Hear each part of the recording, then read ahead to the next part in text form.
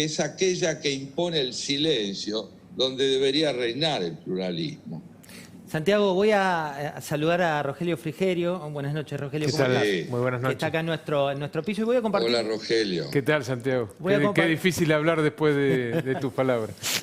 Bueno, por favor. Voy a compartir con ambos un breve tape que tiene que ver con esto que decía Santiago, Rogelio, que es el valor de la palabra. Fíjense esto en solo 9 meses, el valor de la palabra versión Alberto Fernández. Vine aquí a abrir los brazos para que todos nos unamos. Hemos vivido pandemias sin virus. A la Argentina le fue mejor con el coronavirus que con el gobierno de Macri. Apostar a la fractura y a la grieta significa apostar a que esas heridas sigan sangrando. Macri explotó la grieta políticamente como ninguna. Actuar de ese modo sería lo mismo que empujarnos al abismo. Si alguna vez sienten que me desvío en el compromiso que hoy asumo, salgan a la calle a recordarme lo que estoy haciendo. No nos van a doblegar los que gritan. Yo vine acá a terminar con los odiadores seriales. Lo sumo, Santiago, a Rogelio en esta conversación. La grieta, esto que venía a terminar el presidente con las últimas declaraciones, ¿en qué punto está? Y está en una situación mala, ¿no? Yo creo que la grieta es una tremenda restricción para el desarrollo y el progreso del país. Yo soy profundamente antigrieta.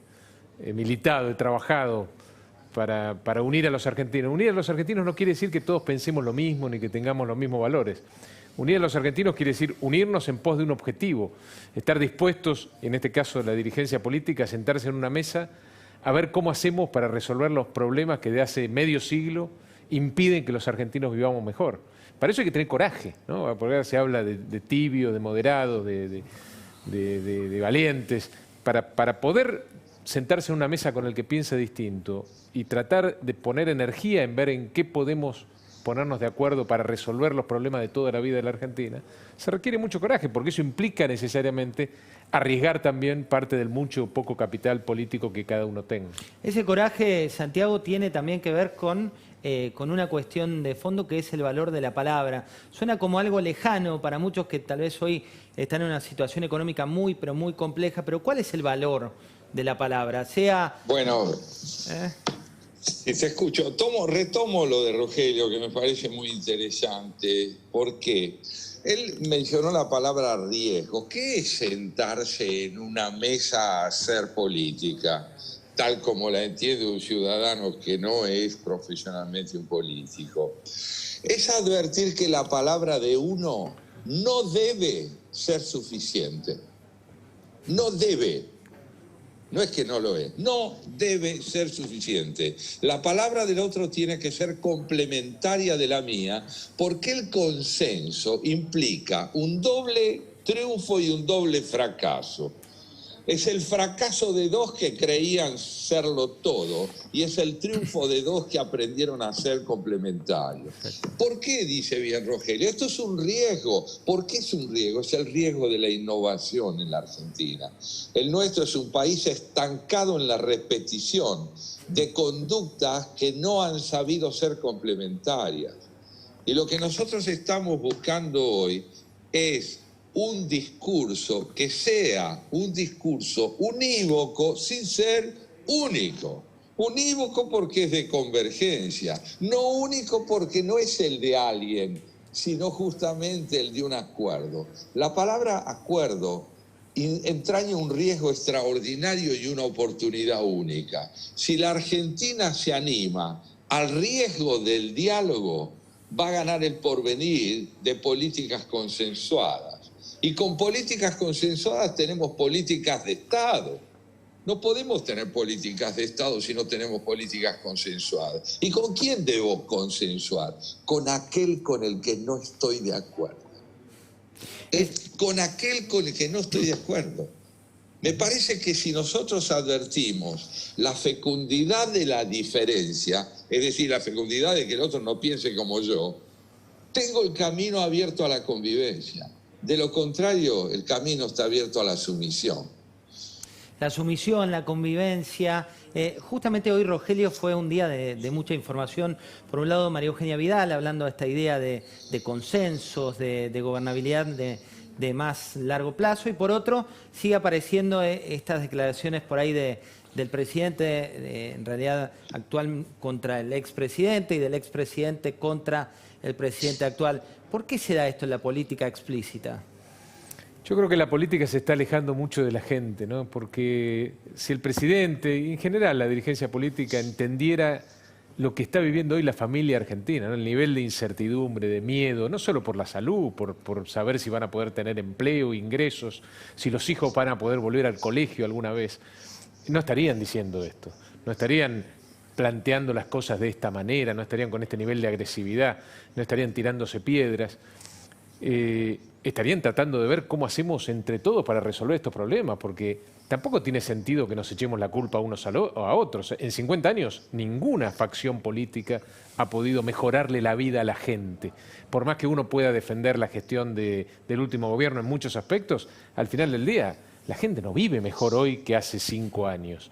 Y en parte somos responsables nosotros también. Entonces, no tiene ningún sentido echarse culpas unos a los otros, sino que lo que está esperando la ciudadanía no es que los políticos se peleen entre ellos, es que se pongan de acuerdo, como dijo recién Santiago, es que tengan el coraje, el valor, la valentía de sentarse en una mesa sin cabecera y discutir los problemas de la gente, que no son la reforma esta judicial para los políticos, porque no es una reforma judicial para la gente, que no son en general y en gran medida las discusiones hoy de la dirigencia política, las preocupaciones de la gente pasan por otro lado.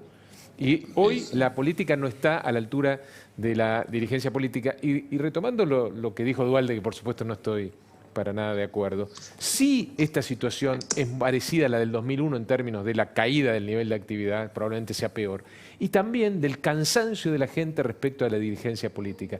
Sí estamos cerca del que se vayan todos si la dirigencia política no se pone a la altura de las circunstancias. Esa reacción, Alfred, sumada a tu pregunta. Sí, una pregunta para Rogelio. La semana pasada tuvimos acá a Jorge Giacobbe y que dijo que la oposición veía como había dos posiciones que podían funcionar. Era la posición más dura, si se quiere la dura de Patricia Bullrich, o la posición más constructiva de Rodríguez Larreta. Y decían lo que no hay lugar es para esa ausencia, y nombrando, bueno, el caso de Macri y Europa. ¿Coincidís con esta lectura de que la oposición se va a tener que jugar entre los dos lados y que es necesario estar acá? Digamos, yo creo que la oposición tiene que estar unida. Me parece que en esta complejidad dramática que vive el mundo y que vive, por supuesto, la Argentina, tenemos que hacer un enorme esfuerzo por mantener y sostener a la oposición unida. Para eso hay que tener mucha generosidad, mucha amplitud, respetar los matices, las diferencias. Y además, con la misma importancia de la unidad, requiere la amplitud, es decir, no alcanza con lo que tenemos.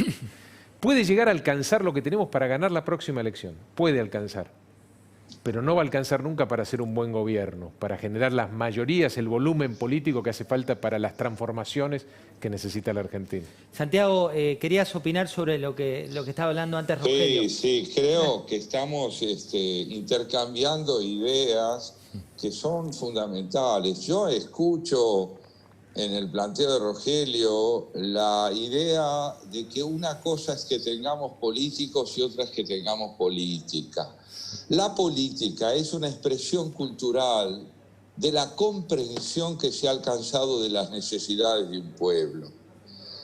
Es la comprensión cultural. ¿Por qué cultural? Porque significa tener una idea de los valores que una sociedad privilegia y que deben ser consolidados, consumados por la práctica de la política. Lo que él está señalando, y perdóname, Rogelio. No, por favor, es un honor, es un honor. No, ¿por qué lo digo? Porque creo que es como político, porque para mí lo sos, estás mostrando que la mayor amenaza que pesa en este momento sobre el país es que la posibilidad de que nuestras dirigencias pierdan representación es la mayor amenaza que pesa sobre la República. Sin duda.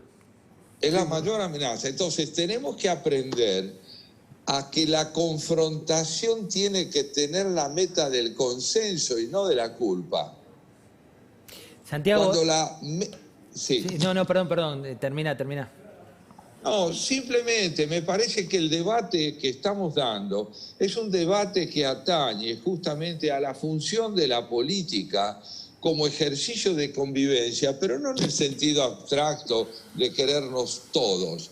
Nosotros no tenemos el deber de amarnos, nosotros tenemos el deber de consensuar para que nuestras diferencias alimenten proyectos compartidos.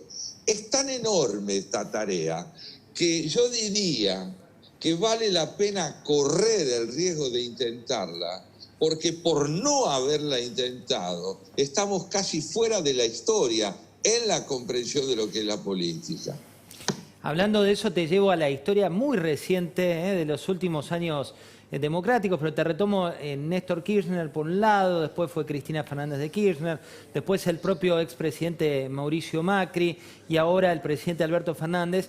Todos cada tanto hablan de un gran acuerdo social, hablan de España como ejemplo, ese pacto de la Moncloa que vuelve sistemáticamente al debate, pero nunca lo podemos llevar a cabo. ¿Por qué ponerse de acuerdo es tan difícil para los argentinos? Bueno, creo que estamos hablando de eso con bastante intensidad, porque no terminamos de entender qué significa ser ciudadanos. Ponernos de acuerdo los argentinos, ¿en qué? ¿En qué? En el repertorio de valores compartidos que tienen para nosotros función de ley, es decir, el estatuto de lo legal indispensable, y alrededor de lo cual podamos diferir. Pero ¿por qué nos cuesta ponernos de acuerdo? Porque lo que entendemos por valores no son compartidos.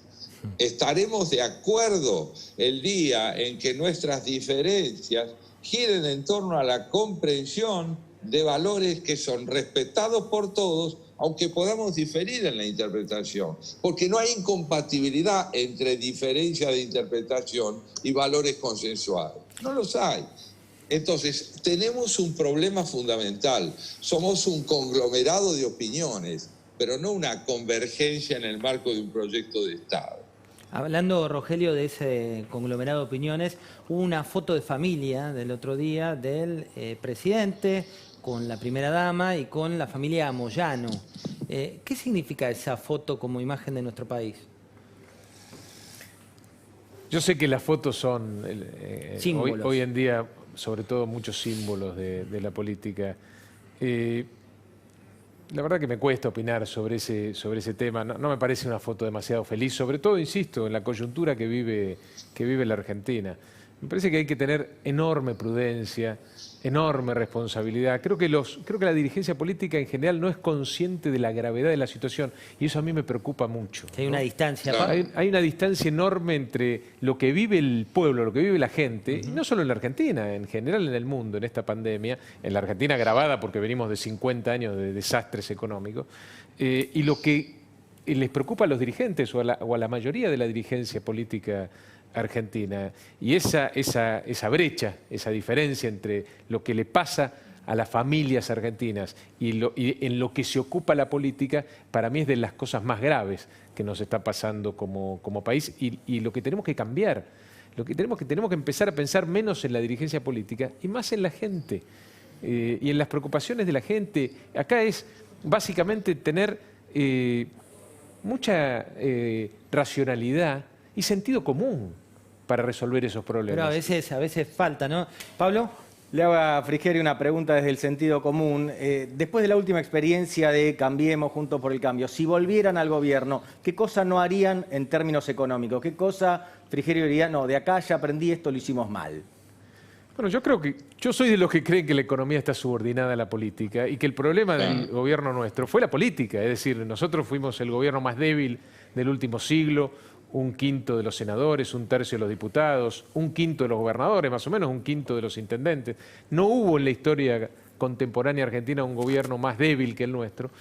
Sin embargo, de manera casi artesanal pudimos lograr la gobernabilidad para ser el primer gobierno no peronista que termina su mandato, pero no logramos el volumen y la fortaleza política para encarar los problemas estructurales que tiene, en este caso, la economía argentina. Y no lo íbamos a poder hacer nunca. El gradualismo, esa famosa discusión entre shock y gradualismo, nunca existió. con el volumen político que estuvimos dispuestos a tener, porque nuestro gobierno no estuvo dispuesto a ampliarse, no supo, no quiso o no tuvo la generosidad para hacerlo, no cabía otra que el gradualismo. Digamos, lo que tendríamos que haber hecho es esa búsqueda del consenso, esa búsqueda que necesariamente exige el consenso, porque lo que nos ha pasado en la historia argentina, y este gobierno pretende hacer lo mismo, es imponer las ideas. Cuando uno impone la mayoría, impone la idea, y lo que es más probable que ocurra, como viene ocurriendo en la historia reciente argentina, es que cuando otro tenga mayoría, o la consiga de alguna manera, como lo hicimos nosotros en muchas oportunidades en los 4 años, reviertan esa mayoría, o esa ley, o ese proyecto, y volvamos al mismo lugar, o peor, volvamos a un casillero más atrás todavía. La Argentina necesita salir de ese péndulo, necesita ir generando consensos, seguramente con leyes y proyectos que no sean lo mejor ni para uno ni para el otro, creo que Santiago habló de eso, pero que vayamos superando de a poco esa inercia de retroceso que está viviendo la Argentina, por lo menos de hace más de medio siglo. Santiago, ese punto de vista, ¿no?, de gobierno de minoría, lo que fue el gobierno de Macri, hoy un gobierno que tiene a una Cristina Fernández de Kirchner, muchas veces parece a contramano, ¿no?, del propio presidente de la Nación. ¿Qué implica en materia de gobernabilidad? Bueno, estamos advirtiendo justamente que el problema que se señalaba antes no basta para lo que importa hacer. ¿Qué importa hacer? Política. Una cosa es ganar elecciones y otra es gobernar. Este gobierno, al igual que el anterior, puso mucho, aunque sean para mí éticamente muy distintos, el gobierno actual puso mucho énfasis en una estrategia para ganar elecciones, pero no tiene una política de gobernabilidad, porque no solo es bicéfalo, sino que al mismo tiempo tiene 2 discursos muy contradictorios. El presidente dice ni esto ni lo otro. La presidenta no, la presidenta tiene un discurso claro, la actual vicepresidenta que ejerce para mí el poder ejecutivo con más fuerza, tiene un discurso claro, porque es el discurso único. Ella dice lo que piensa hacer y lo que hace, mientras el presidente no termina de decir lo que quiere para hacer lo que prometió. Por lo tanto, políticas para ganar elecciones sin proyectos de política de Estado que estén nacidas de consensos solo llevan a políticas de Estado autoritarias como la que quiere impulsar Cristina Kirchner. Santiago, te pido que te quedes unos minutitos conectado, Rogelio lo mismo. Pablo, ¿la pareja menos pensada para dentro de unos minutos sí, cuál es? Claro que sí, Sergio Massa y Máximo Kirchner. Tenemos algunos secretos. ¿Las llaves de Alberto Fernández? ¿Quién es quién? El ENACOM. Y seguimos en Mesa Chica con Santiago Kovadlov, con Rogelio Frigerio y con la pareja menos pensada, Pablo Fernández Blanco. Yo no tengo ninguna duda, José. Para mí la pareja menos pensada de este gobierno es Máximo Kirchner, Sergio Massa, Máximo Kirchner. Te voy tirando algunas grajeas y vos las vas dosificando, si te parece. La primera, una regla de convivencia, cómo organizan el espacio. Recordemos que uno es presidente de la Cámara de Diputados y el otro es el presidente del bloque oficialista en la Cámara de Diputados. Naturalmente el primero es Sergio Massa, el segundo es Máximo Kirchner. Primera regla, ellos dividen el espacio de la Cámara, si querés, topográficamente. Uno mira del centro a la derecha y el otro va a juntar votos del centro a la izquierda. Esto no es una adivinanza, es pero muy fácil. Del centro a la derecha va a recolectar votos, que son importantes para el gobierno de Alberto Fernández y Cristina Kirchner, Sergio Massa. Del centro a la izquierda va naturalmente Máximo Kirchner. Entonces, esa es la primera regla de convivencia. ¿Qué ocurre? En algunos lugares de la política, la palabra, o sea, el nombre Máximo Kirchner no tiene mucho asidero, no está del todo bien visto. Allí va Sergio Massa, que los conoce a todos y los conoce desde hace bastante tiempo. Hacia el otro lado va Máximo Kirchner, obviamente lo legitima el propio apellido, es decir, al kirchnerismo duro. Nada mejor, podríamos decir, parafraseando al general Perón, para un kirchnerista que un Kirchner en el apellido.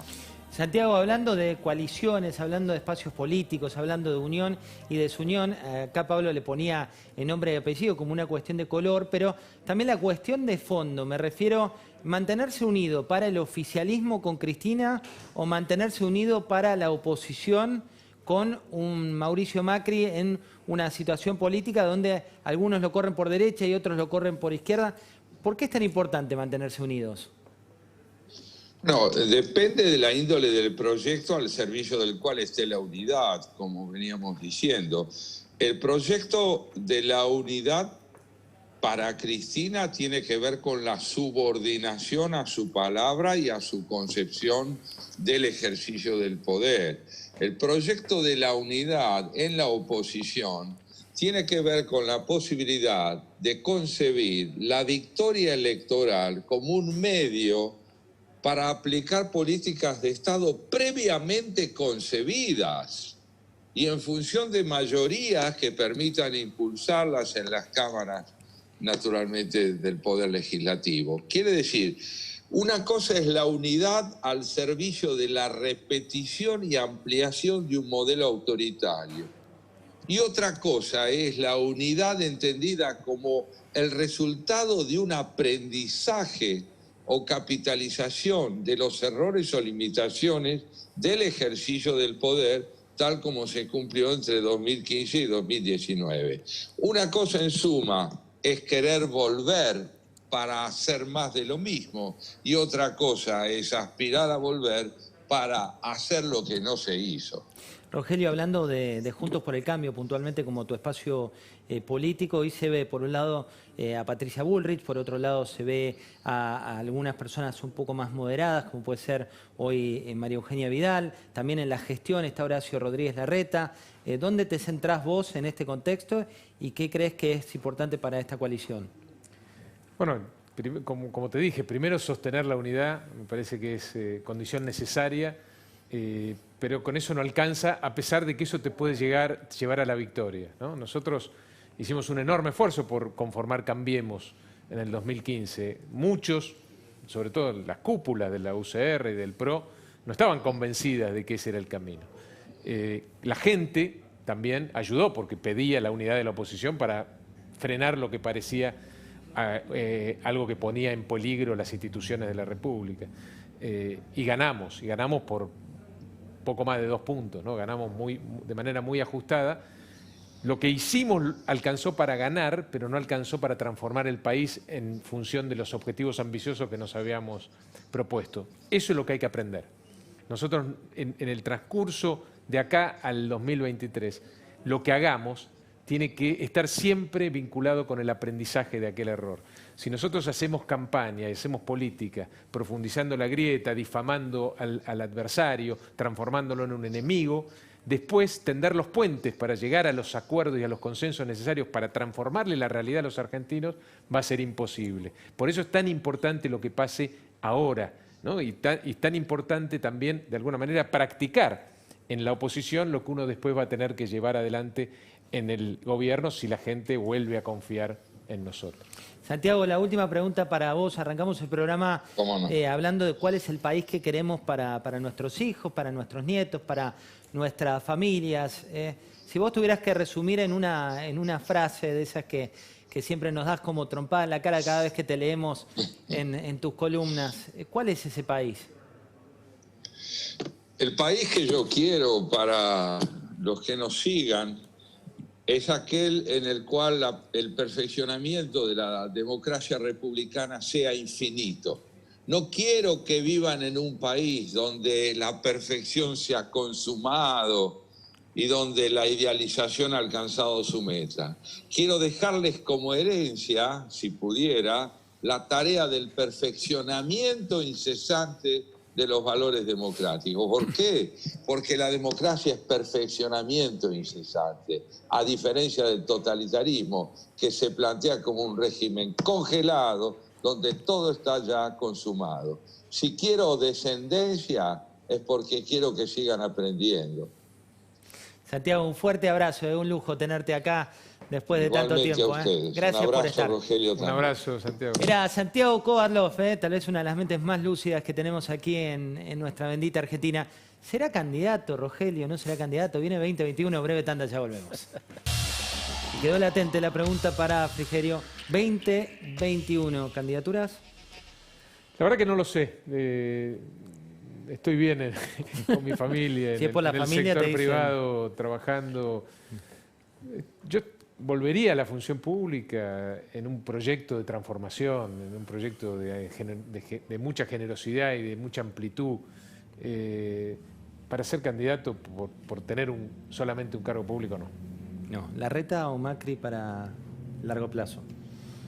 Es el largo plazo. Las candidaturas no las definen, las candidaturas o los liderazgos los tiene que definir la gente. La de Alberto no fue tan así. Bueno, Después lo la definió, votaron. después la definió la Bueno, gente. Después lo votaron. El presidente tiene que asumir que fue el más votado, ¿no? Gracias, Rogelio, un placer. Hasta la semana que viene, muchachos. Nos vemos. Gracias a ustedes por estar del otro lado. Quédense con Carola y lo que el día se llevó. Esto fue Mesa Chica. Nos reencontramos el sábado con nuestra comunidad de negocios.